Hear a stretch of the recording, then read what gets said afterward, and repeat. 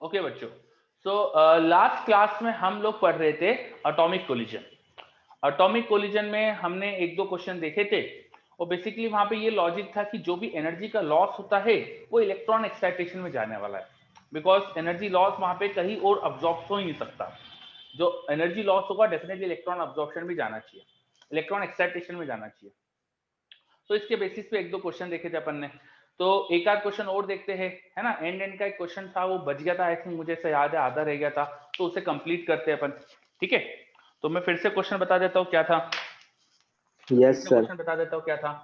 एक न्यूट्रॉन है जिसकी काइनेटिक एनर्जी k से वो चल रहा है, वो एक स्टेशनरी हाइड्रोजन एटम जो ग्राउंड स्टेट में है, ये रेस्ट में है और ग्राउंड स्टेट में भी है, मतलब इसमें इलेक्ट्रॉन जो है ना n=1 की स्टेट में ही है। This is in ground state.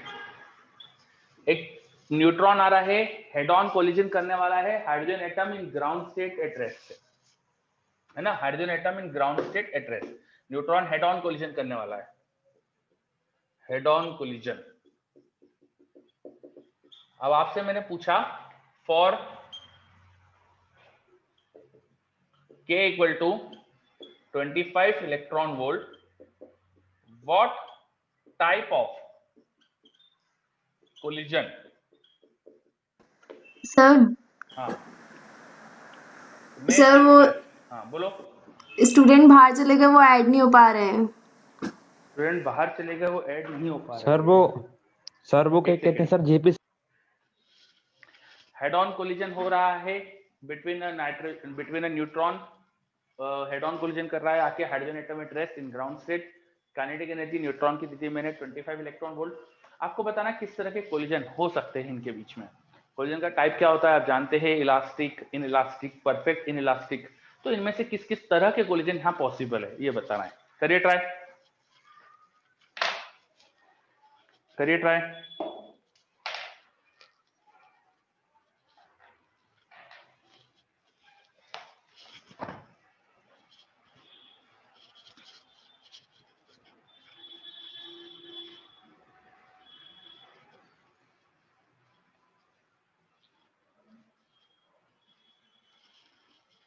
Attempt करिए जल्दी से।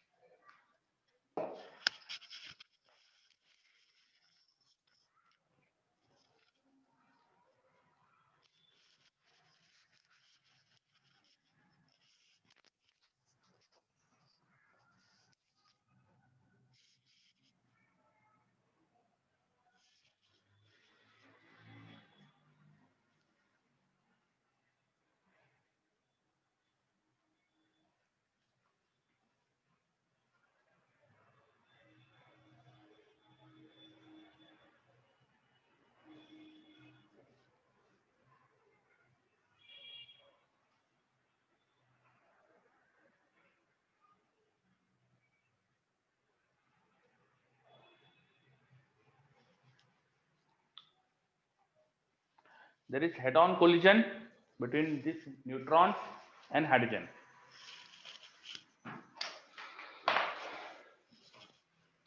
देखिए यहाँ पर हमने लास्ट क्लास में भी करा था, यहाँ पर जो मैक्सिमम पॉसिबल एनर्जी का लॉस हो सकता है वो इंसिडेंट न्यूट्रॉन की एनर्जी का आधा आ रहा था। हमने लास्ट क्लास में भी ये चीज डिराइव करी थी कि इस तरह के केस में maximum possible loss of energy आ रहा था k/2। वहीं से स्टार्ट करते हैं। तो solution, the maximum possible loss,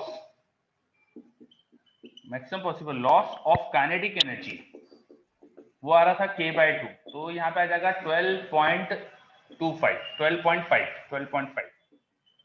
electron volt. 12.5 electron volt का यहाँ पे एनर्जी का लॉस पॉसिबल है, मतलब 12.5 इलेक्ट्रॉन वोल्ट अवेलेबल है। जो एनर्जी लॉस होगा वो अवेलेबल रहता है फॉर इलेक्ट्रॉन एक्साइटेशन।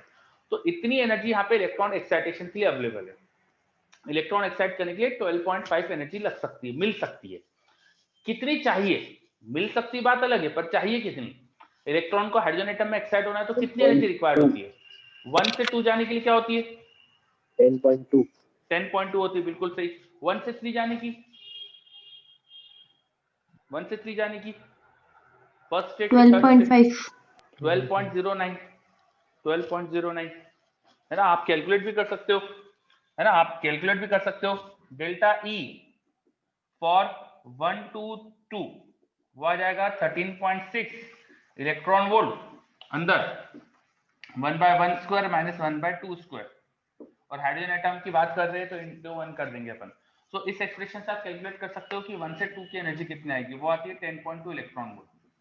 इसी तरह से डेल्टा ई फॉर 1 to 3 वो एनर्जी निकाल सकते हो 13.6 electron volt into 1/1 square minus 1/3 square.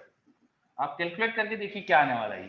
1/1 square minus 1/3 square, 1/3 square is 1/9, 1 minus 1/9 is going to be 8/9, तो 13.6 into 8/9 इलेक्ट्रॉन वोल्ट।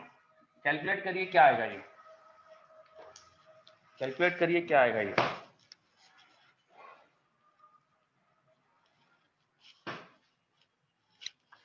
थर्टीन 12.08 के समथिंग आ रहा है। हाँ, तो वो एग्जैक्ट 12.09 आता है कुछ, 12.09 इलेक्ट्रॉन वोल्ट, 12.09 इलेक्ट्रॉन वोल्ट। ठीक है, तो ये हमारे पास आ जाता है एनर्जी 12.0889। हाँ वो Yes, sir. 09 ले लेते उसको। 12.09 एनर्जी डिफरेंस आ जाता है between first and the third energy state. और फर्स्ट और 4 का निकालोगे अगर इसी तरह से तो 12.75 के आसपास आता है, 12.75। बट 12.75 की तो एनर्जी है ही नहीं हमारे पास। मैक्सिमम एनर्जी कितनी मिल सकती है? 12.5, 12.5 ही मिल सकती है। और हमें चाहिए कितनी? या तो इतनी चाहिए या इतनी चाहिए, या इससे आगे की जो चाहिए वो अवेलेबल नहीं है हमारे पास। तो दो तरह की एनर्जी ही अब्सॉर्ब कर सकते हैं अपन। 10.2 इलेक्ट्रॉन वोल्ट एनर्जी अब्सॉर्ब कर सकते हैं, वो यहाँ मिल सकती है अपन को। 12.09 यहाँ मिल सकती है, तो वो अब्सॉर्ब कर सकते हैं। क्या मैक्सिमम पॉसिबल एनर्जी लॉस हम अब्सॉर्ब कर पा रहे? क्या हम 12.5 एनर्जी अब्सॉर्ब कर पा रहे? नहीं, उससे कम कर पा रहे। उससे कम एनर्जी लॉस किसमें होता है? इन इलास्टिक कोलिजन में होता है, इन इलास्टिक कोलिजन में होता है। परफेक्ट इन इलास्टिक नहीं होगा यहाँ पे।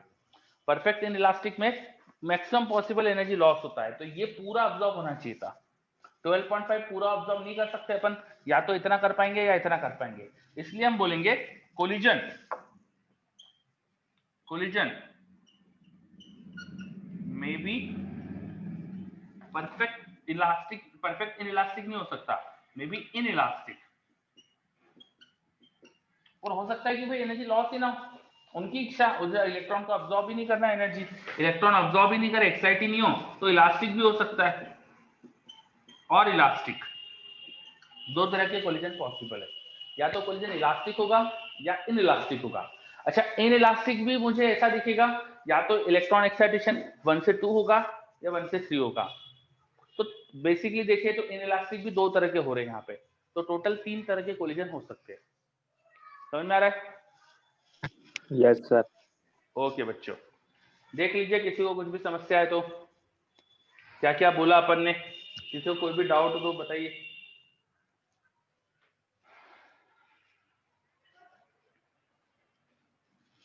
ओके, यहाँ पे आंसर अपन दो टाइप के बोलेंगे, इलास्टिक एंड इन इलास्टिक। ये दो तरह के कोलिजन पॉसिबल है, और इन इलास्टिक यहाँ दो तरह के हो रहे हैं। तो आप चाहो तो ऐसा लिख सकते हो, there will be either elastic collision or there will be inelastic collision, and in which it will be of two types, it will be of two cases, it will be in two cases when energy loss is 10.2 और when energy loss is 12.09। तो इस तरह से हम answer लिख सकते हैं। चलिए फाइनली दो तरह के कोलिजन ही बोलेंगे अपन। चलिए, तो ये अपन ने एक क्वेश्चन देखा, इसी के जैसा आप एक और क्वेश्चन देखते हैं। थोड़ा सा बदल रहा हूं क्वेश्चन में, शुरुआत से ही आपको पूरा कैलकुलेशन करना पड़ जाएगा। अगला क्वेश्चन लिखिए, two hydrogen atoms were moving towards each other, two hydrogen atoms were moving towards each other, two hydrogen atoms were moving towards each other with kinetic energy K and 2K, with kinetic energy K and 2K। दो hydrogen atom है, एक दूसरे की तरफ आ रहे हैं एक की काइनेटिक एनर्जी के है, दूसरे की काइनेटिक एनर्जी 2k है। ठीक है, दोनों इनिशियली ग्राउंड स्टेट में, both were initially in ground state, दोनों इनिशियली ग्राउंड स्टेट में थे। For what? मिनिमम के कोलिजन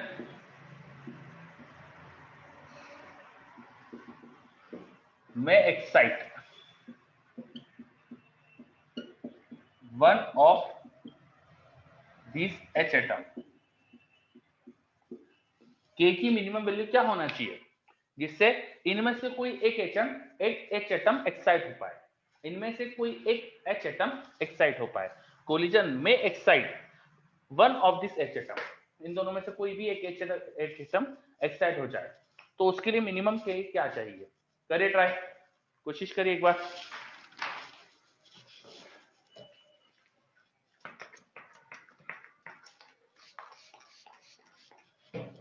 पुराना क्वेश्चन हटा रहा हूं मैं।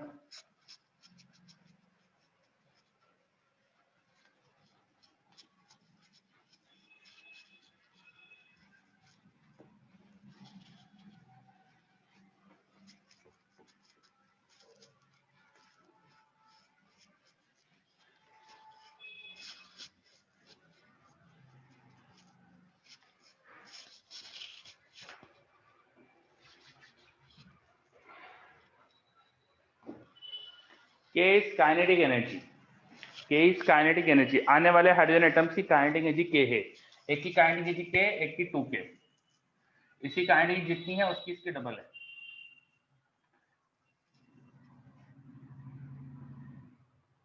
K is kinetic energy।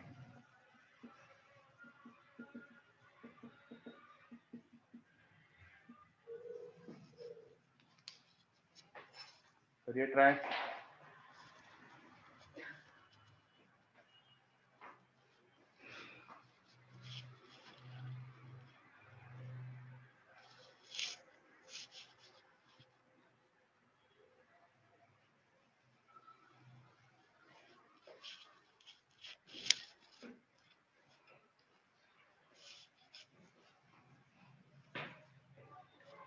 Yes खुशी नहीं, mv K is kinetic energy तो mv square by 2, mv square by 2।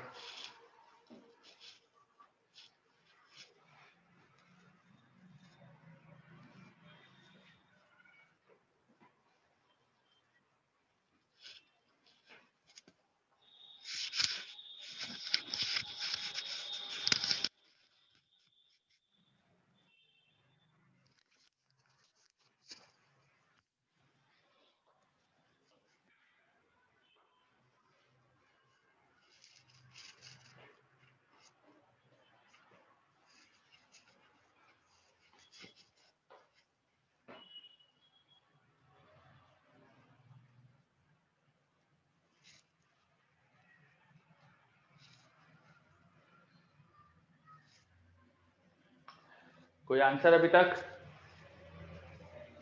कैसे करेंगे हम ये बताइए, कोई अप्रोच किसी की?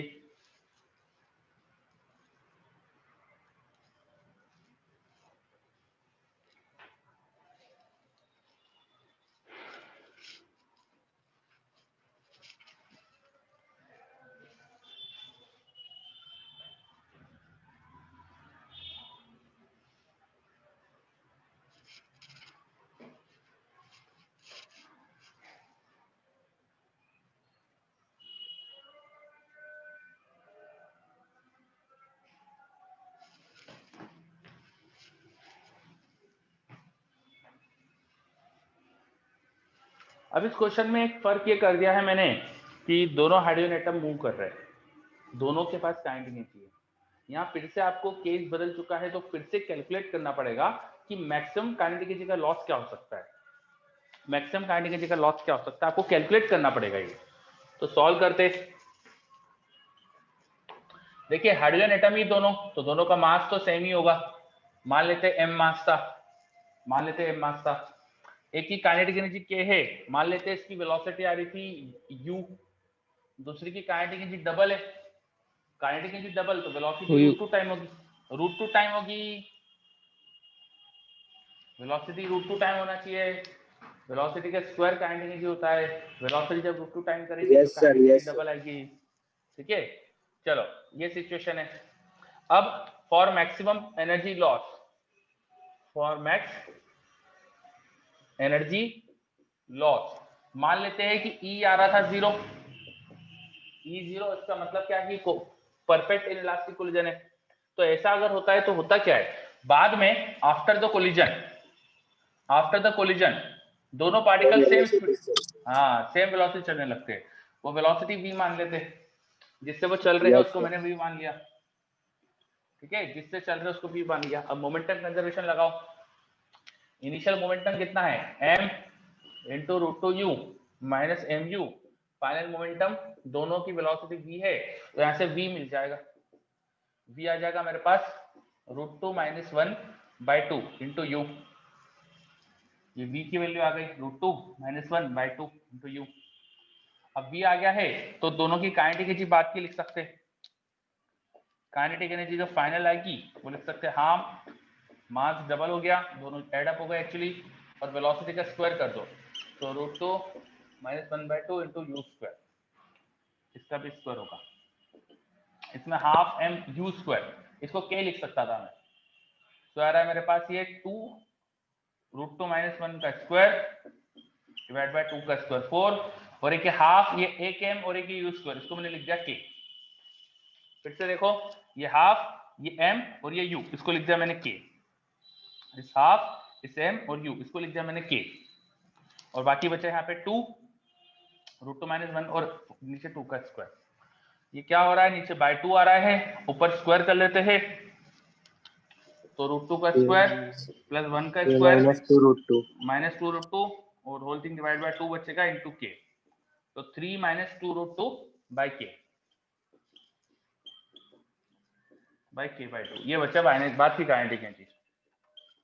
शुरू की काइनेटिक एनर्जी 3k थी, शुरू की काइनेटिक एनर्जी आप देखें तो 3k है, काइनेटिक एनर्जी इनिशियल 3k, इन दोनों का एडिशन देखो तो 3k, और बाद में इतनी हो रही है, तो ke का लॉस कितना हुआ, वो आ गया, शुरू की काइनेटिक एनर्जी ज्यादा थी, बाद की कम आएगी डेफिनेटली, 3 - 2 √2 बाय 2 इंटू k। तो इसे सॉल्व कर लो, एलसीएम लो, ये 2 यहाँ पे आ जाएगा, 6 आएगा, 6 - 3 ये बचेगा हमारे पास 3, फिर माइनस अंदर गया तो प्लस हो जाएगा, 3 + 2 √2 बाय 2 इंटू k, ये एनर्जी का लॉस बचेगा हमारे पास। अब जो एनर्जी का लॉस हुआ वो एक्साइटेशन कराना चाहिए, तभी तो होगा कोलिजन में, ऐसा कि ये लिखा है जो होगा एक्साइटेशन होना चाहिए। मिनिमम कितनी एनर्जी चाहिए एक्साइटेशन के लिए, मिनिमम कितनी एनर्जी चाहिए 10.2. 10.2, बिल्कुल Yes, सही, sir. तो एनर्जी लॉस कम से कम 10.2 होना चाहिए। तो for electron excitation minimum loss, minimum energy required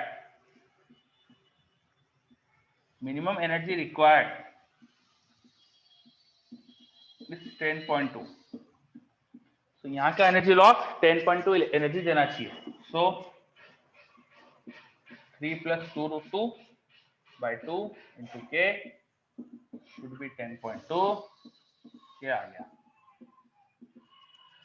आ गया, 20.4 डिवाइड बाय 3 + 2 √2 इंटू इलेक्ट्रॉन, बस ये answer, this is the value of k required, this is the minimum k required, कम से कम इतना होना चाहिए k, जिससे कि क्या हो जाए कि एक इलेक्ट्रॉन एक्साइट हो जाए। आ रहा है समझ में, देखिए अच्छे से, कहीं भी कुछ भी समस्या है तो बताइए, देख लीजिए।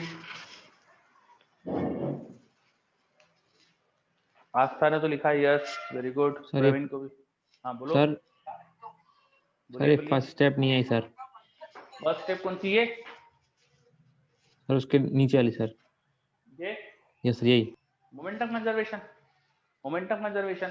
इसका मोमेंटम मास इनटू वेलोसिटी, इसका मोमेंटम मास इनटू वेलोसिटी पर अपोजिट है, देखो डायरेक्शन में अपोजिट है तो माइनस करा उसको मैंने, ठीक है।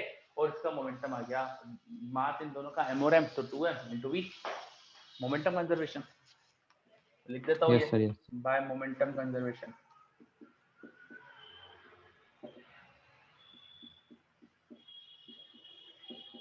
ठीक है, चलो और देख लो, कुछ समस्या है तो बताओ। अब देखो ये बार बार जो मेहनत करना पड़ेगी ना मोमेंटम कंजर्वेशन से, फिर एनर्जी लॉस से निकालना, ये आसान भी हो सकता है, ये जल्दी भी हो सकता है। इसका एक ट्रिक होती है, जब भी दो पार्टिकल कोलाइड करते हैं तो वहां मैक्सिमम एनर्जी लॉस जो होता है वो आता है half mu v relative square. जो एनर्जी लॉस होता है उसकी ट्रिक भी होती है हमारे पास। Energy loss in E equal to 0, perfect inelastic collision जब होता है तो एनर्जी लॉस जो होता है ना उसकी हमारे डायरेक्ट ट्रिक है, वो होती है half mu v relative square. V relative क्या है? इन दोनों पार्टिकल जो भी टकरा रहे हैं उनकी रिलेटिव वेलोसिटी लिखो, एक के रिस्पेक्ट में दूसरे की वेलोसिटी क्या आएगी वो लिखो। म्यू क्या है? रिड्यूस्ड मास। म्यू क्या है? रिड्यूस्ड मास। म्यू क्या है यहाँ पे? रिड्यूस्ड मास। और वी रिलेटिव क्या है? Relative velocity.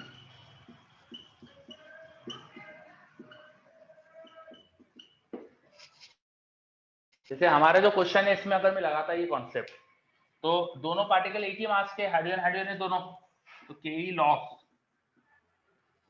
हो जाता है हाफ, दोनों का मास तो सेम ही है, यस रिड्यूस सर, मास होता है m1 m/2। m2 upon m1 plus m2, तो m/2 आने वाला है ये, यस सर। है ना, इनटू वी रिलेटिव क्या आता, एक की स्पीड u दूसरे की √2u, तो दिस माइनस दिस, रिलेटिव क्या होता? प्लस होता। हाँ बिल्कुल सही, √2 प्लस 1 इंटू यू हो जाता है, और उसका स्क्वायर करना होता है मुझे। अब इसमें हाफ एम यू स्क्वायर, इसकी काइनेटिक एनर्जी को आपने क्या बोला था, तो हाफ एम यू स्क्वायर को क्या लिख दो, तो देखो ये क्या है, ये वही आ रहा है, डायरेक्ट आ गया मेरे पास, ये एक्सप्रेशन आ जाएगा, देखो ये √2 यस प्लस सर। 1 का स्क्वायर ही तो है ना, बाय 2, डायरेक्ट ये आ जाता है एनर्जी लॉस इससे, हाफ म्यू भी रिलेटिव स्क्वायर से। ठीक है, बहुत काम की चीज है हमारे लिए, देख लीजिए अच्छे से, और अगली बार से इसको यूज कर लेना आप एनर्जी लॉस निकालने के लिए, इससे जल्दी हो जाएगा काम।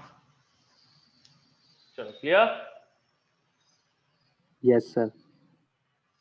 तो इस तरह के जितने भी क्वेश्चन आएंगे, अब सब में करना यही रहता है, सब इसी तरह के क्वेश्चन होते हैं, है ना, कि आपको जो एनर्जी लॉस होता है वो एक्साइटेशन में भेजना है, तो आप इसी तरह से कैलकुलेशन कर सकते हैं, या उसमें पूछ सकते हैं टाइप ऑफ कोलिजन क्या हो सकता है, elastic, in elastic, perfect in elastic, है ना, इस तरह का क्वेश्चन आ सकता है। तो अब सब तरह के क्वेश्चन हमने एक एक बार देख लिए, तो बाकी क्वेश्चन भी यही आएंगे, है ना, ज्यादा मतलब इसमें कुछ वेरिएशन होगा नहीं, तो आप सारे क्वेश्चन कर सकते हो। तो अब इतना सफिशिएंट है इस पे क्वेश्चन करना। अब आप इसका मॉड्यूल करिए, मॉड्यूल के जो क्वेश्चन है बस वो करिए, तो अपना कंप्लीट हो गया। ठीक है, चलिए, तो एटॉमिक कोलिजन में इतना ही सफिशिएंट होता है, तो अब अपना एटॉमिक कोलिजन भी हो गया कंप्लीट हो चुका था, डी ब्रॉगली वेवलेंथ वाला पोर्शन अपन देख चुके थे, फोटो इलेक्ट्रिक इफेक्ट हो गया, ये सारी चीजें हो गई अपनी। इसका कुछ भी अपना डिस्कशन नहीं हुआ है यार अभी तक, तो अपन डिस्कशन स्टार्ट करें, यस सर। है ना। चलो, तो आप लोग निकाल लीजिए जैसे मॉड्यूल, लिखिए Davisson Germer experiment. Davisson Germer experiment क्या होता है इस एक्सपेरिमेंट में? हमने इलेक्ट्रॉन के बारे में पढ़ा है कि वो मैटर भी है, वो पार्टिकल भी है और वेव भी है ना, ये डी ब्रॉगली ने प्रपोज करा था। पर डी ब्रॉगली ने प्रपोज करा, उसके बाद पहली बार कोई एक्सपेरिमेंट ने जिसे प्रूव कर दिया, इसे प्रूव कर दिया कि इलेक्ट्रॉन भी वेव नेचर रखता है, पार्टिकल का भी वेव नेचर होता है, वो एक्सपेरिमेंट था डेविसन जर्मर एक्सपेरिमेंट। वो एक्सपेरिमेंट था डेविसन जर्मर एक्सपेरिमेंट। इस एक्सपेरिमेंट के बाद ये कंफर्म हो गया हमें कि पार्टिकल्स का भी वेव नेचर होता है। पहले तो केवल थ्योरी थी कि लाइट का ड्यूअल नेचर है तो पार्टिकल का भी ड्यूअल नेचर होता है, पर after the result of this experiment ये कंफर्म हो गया हमें कि पार्टिकल्स भी बिहेव करते हैं लाइक अ वेव। अब क्या एक्सपेरिमेंट था ये, तो इस एक्सपेरिमेंट को समझने के लिए थोड़ा सा रिकैप देखते हैं हम। हमने इंटरफेरेंस बाय थिन फिल्म पढ़ा था, थिन फिल्म में इंटरफेरेंस पढ़ा था हमने, तो वहां हमने क्या क्या पढ़ा था वो थोड़ा सा आपको रिकैप करना पड़ेगा। ठीक है, एक अगर थिन फिल्म है हमारे पास, किसी थिकनेस टी की जिसपे लाइट फॉल कर रही है, तो लाइट इसकी अपर सरफेस से भी रिफ्लेक्ट हो सकती है और फिर राइट अंदर जाके लोअर सरफेस से भी रिफ्लेक्ट होकर आ सकती है। और ये दोनों रिफ्लेक्टेड रे को जब आप देखते हैं यहाँ, तो आपकी आईज इनको मिला देती है। दोनों रिफ्लेक्टेड रेस को जब आप देखते हैं तो आपकी आईज इनको मिला देती है। आपकी आईज ने रिफ्लेक्टेड रेस को मिला दिया। अच्छा, इनमें क्या आता था पार्ट डिफरेंस, यहाँ से एक परपेंडिकुलर ड्रॉप करो तो पहली लाइट इतनी चली, दूसरी इतना चली, तो इनका टोटल पार्ट डिफरेंस हमने कैलकुलेट करा था। That path difference was 2 mu t cos r, where r was angle of light with normal। यहाँ पे जो लाइट का नॉर्मल से एंगल है वो r होता था, एंगल ऑफ रिफ्लेक्शन, है ना। 2 mu t cos r ये फॉर्मूला आता था पार्ट डिफरेंस का। क्या ये याद आ रहा है अपन को? क्या ये याद Yes, आ sir. रहा है? यस, चलिए। और ये पार्ट डिफरेंस पे अगर हम रिफ्लेक्टेड लाइट को देखते हैं, रिफ्लेक्टेड लाइट में फेज डिफरेंस भी आया था पाई का, तो हम वहां पे मैक्सिमा की कंडीशन बनाने के लिए क्या बोलते थे कि पार्ट डिफरेंस लैम्डा बाय 2 का ऑड मल्टीपल होना चाहिए। मिनिमम की कंडीशन के लिए पार्ट डिफरेंस लैम्डा का इवन मल्टीपल, लैम्डा का मल्टीपल चाहिए। ऐसा अपन इक्वेशन बना देते थे मैक्सिमा मिनिमा की, ठीक है। अब जो ये कंडीशन है ना, बिल्कुल वैसी ही कंडीशन होती है एक्सरे डिफ्रेक्शन बाय क्रिस्टल। किसी क्रिस्टल से अगर एक्सरे का डिफ्रेक्शन कराए तो वहां पर भी कुछ ऐसी कंडीशन आती है।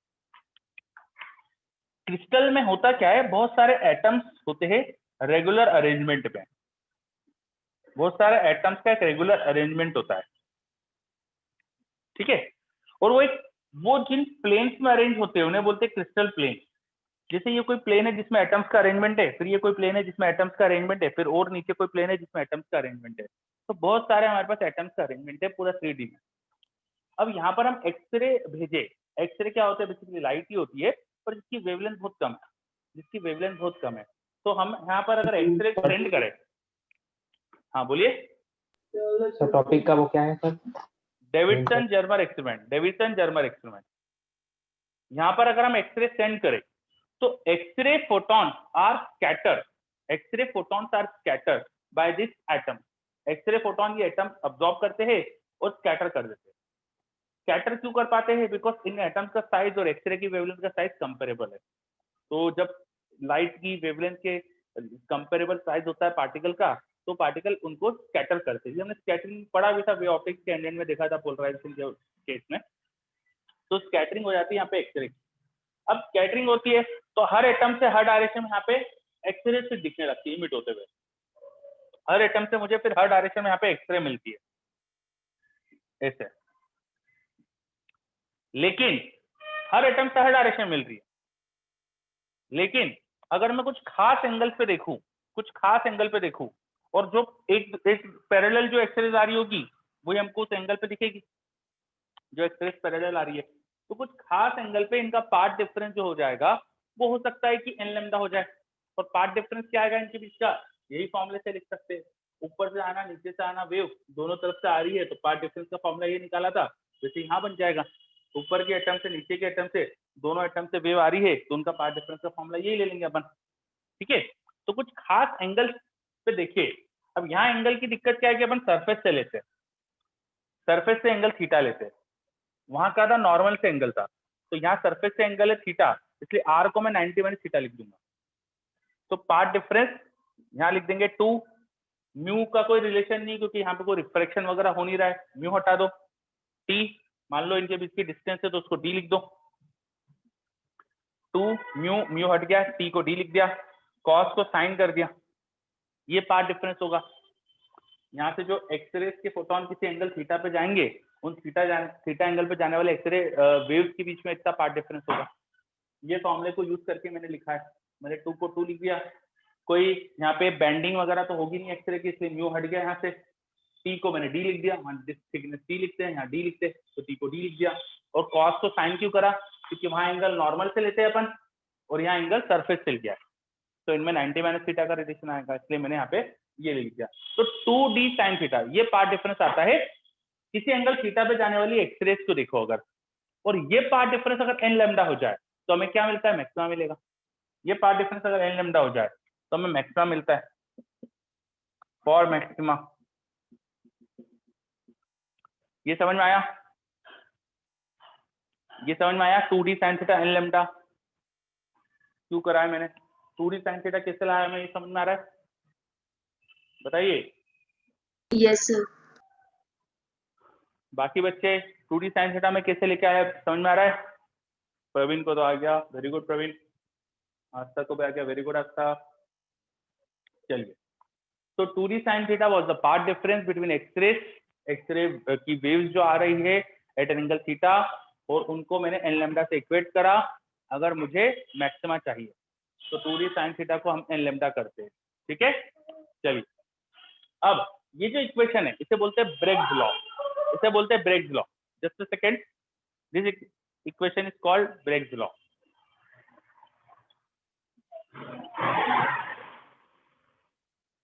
This equation is called Bragg's law, okay.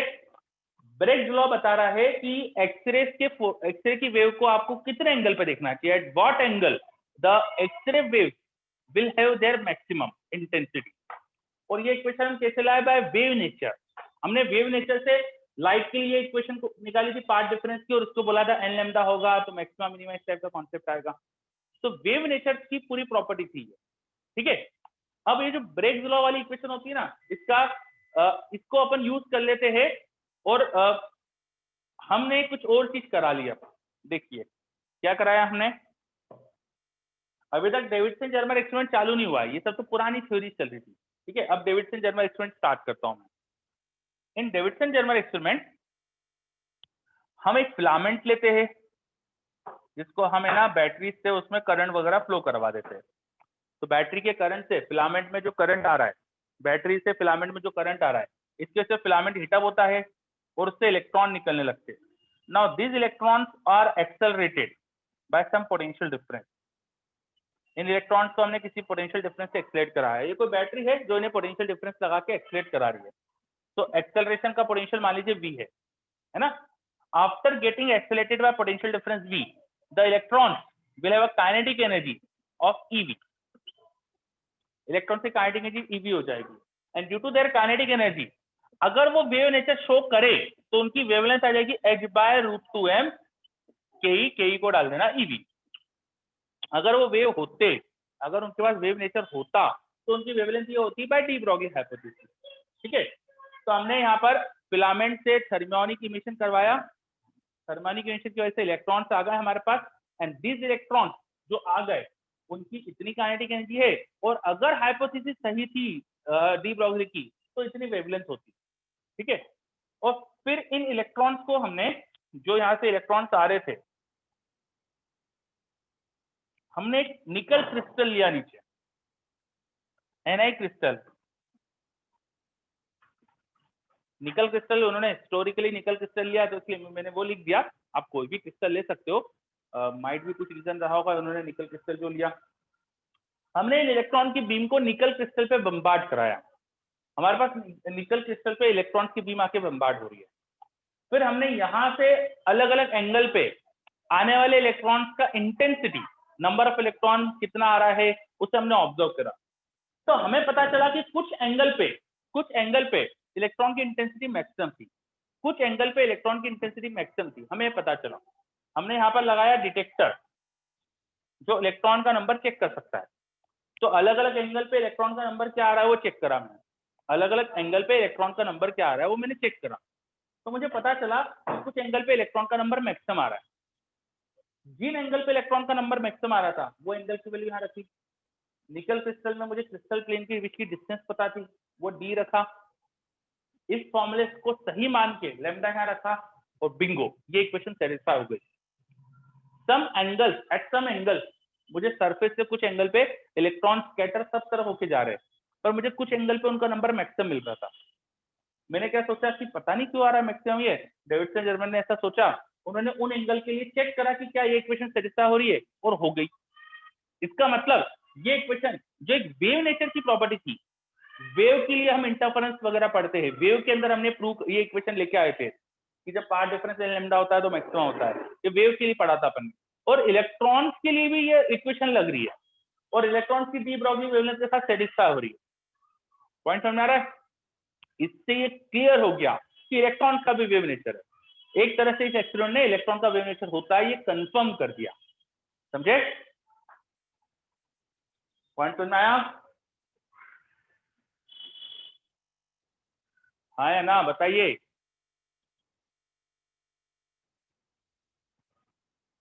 सुन पा रहे हो कि नहीं मुझे? सर एक बार सुनना दीजिए, एक बार। चलो फिर से सुन लीजिए। क्या हुआ है, फिलामेंट लिया, उससे इलेक्ट्रॉन की बीम आ रही थी, इलेक्ट्रॉन बीम को बी वोल्ट से एक्सीलरेट कराया, जिससे उनकी काइनेटिक एनर्जी ईवी हो गई, काइनेटिक एनर्जी से उनकी डी ब्रॉगली वेवलेंथ निकल गई, है ना। ये हमें पता नहीं था कि सही है गलत है, हमने चेक करा भैया वेवलेंथ क्या आएगी। फिर निकल क्रिस्टल लिया, इलेक्ट्रॉन की बीम में उसको बम्बार्ड कराई, इलेक्ट्रॉन की बीम यहाँ से बम्बार्ड होके रिफ्लेक्ट हुई, स्कैटर हुई। स्कैटर्ड इलेक्ट्रॉन की बीम को देखा कि कितने एंगल पे कितने इलेक्ट्रॉन आ रहे हैं, तो कुछ एंगल पे मुझे इलेक्ट्रॉन का नंबर मैक्सिमम मिला। वो एंगल्स को मैंने यहाँ पुट करा। क्रिस्टल प्लेन की निकल में डिस्टेंस मुझे पता थी, निकल क्रिस्टल में दो प्लेन की इसकी डिस्टेंस क्या होती मुझे पता थी, तो वहां रख दिया। डी ब्रॉगली वेवलेंथ यहाँ रख के चेक करा कि इक्वेशन सेटिस्फाई हो रही क्या हो रही थी। यहाँ पे n एक इंटीजर था, स्मॉल एंगल लेंगे तो n1 आ जाएगा, है ना। n एक इंटीजर है 1 2 3 4, एंगल जितना बड़ा रखो n बड़ा आएगा। तो स्मॉलेस्ट एंगल जिसपे इलेक्ट्रॉन की इंटेंसिटी मैक्सिमम थी वो यहाँ रखा, इससे n1 हो गया और वेवलेंथ सेटिस्फाई हो गई। इसका मतलब ब्रेग्स इक्वेशन सेटिस्फाई होती है उन एंगल्स पे जहां इलेक्ट्रॉन इंटेंसिटी मैक्सिमम आ रही थी। तो वेव नेचर की एक प्रॉपर्टी, वेव नेचर की प्रॉपर्टी उसी डी ब्रॉगली वेवलेंथ से सेटिस्फाई हो रही है जो इलेक्ट्रॉन के लिए डी ब्रॉगली ने दी थी। मतलब वेव नेचर है इलेक्ट्रॉन का, ये कंफर्म हो गया। इलेक्ट्रॉन के पास वेव नेचर है, ये कंफर्म हो गया। चलो पॉइंट समझ में आया?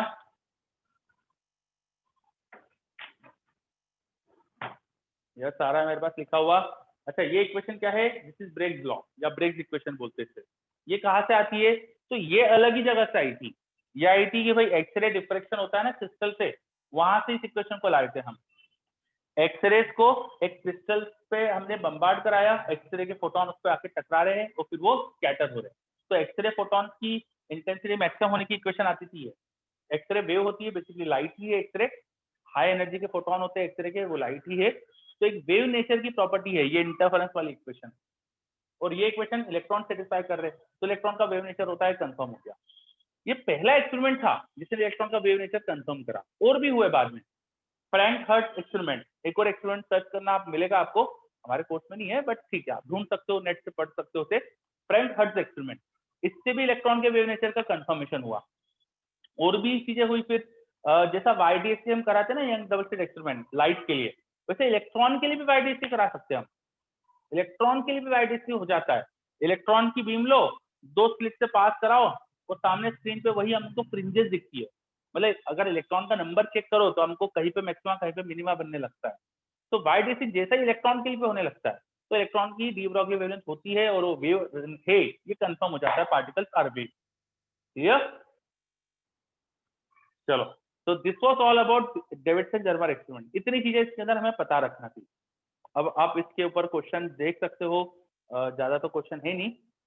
एनसीईआरटी एक बार देख ला, एनसीईआरटी में जितने क्वेश्चन है उतने सफिशिएंट है हमारे लिए, मॉड्यूल में जो क्वेश्चन है वो काफी है। डेविडसन जर्मर एक्सपेरिमेंट कंप्लीट अपना।